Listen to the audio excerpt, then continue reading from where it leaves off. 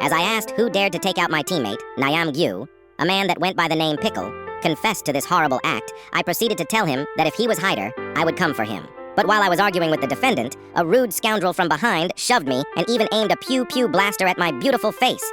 I couldn't believe the nerve of this guy. I then rolled that gumball machine like my life depended on it. I thankfully got the red ball and I was ready to take out Pickle, but that's when I realized he was also a seeker. So I proceeded to team up with a mortal who went by the name Raki. But as me and Raki looked around the map for any victims, we just couldn't find anyone in sight. But that's when I found a clueless little mouse just asking to be taken out. And after chasing and missing an easy shot on that little rascal, he tried pushing Raki off. And that's when I hit him. Bam! Yet somehow he was still alive, scurrying out of fear and shame. And even though I lost one victim, I wasn't going to give up, and that's when I found him. Cool guy. That scoundrel ran for his life trying to evade me, and he did. But I finished him off just in time. Only 10 seconds to spare, no more, no less. And after a not-so-very sincere apology and a very quick aura farming session, it was time for the next game, Jump Rope, which I was very confident about since I could probably mog these dang jump rope dolls and make them let me pass through, due to my immense aura, of course. And as I made my way to the jump rope, 2 weaklings proceeded to follow me as if I was their mother. And of course, I showed them how to do it, jumping higher than Mario.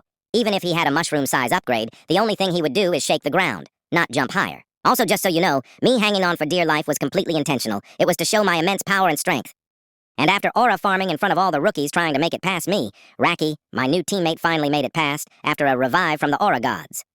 And me, being as happy as a parent who has finally got some sleep after their iPad kid went to bed, danced happily with Raki waiting for the next game. Ah yes, Glass Bridge, one of the easiest games. I knew that all I needed to do in this game was wait for a few rookies and scallywags to chicken out and end up running through all the panels. And after what seemed like an eternity, Raki started aura farming, but then out of nowhere his lag got the better of him. No, I guess this is what we deserve for aura farming too much.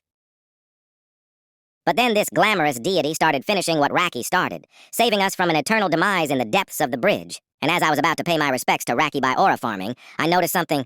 Raki came back!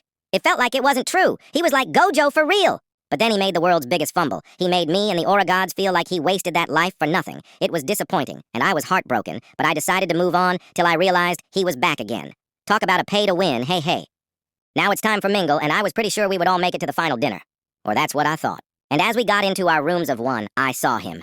Anger and violence is all I could see in his eyes. I tried choking him first, but it was too late. He grabbed my neck and snapped it right there, right on the spot. He tried covering up his mistake, but I saw right through him. I'll be back next time, though, because I never truly die.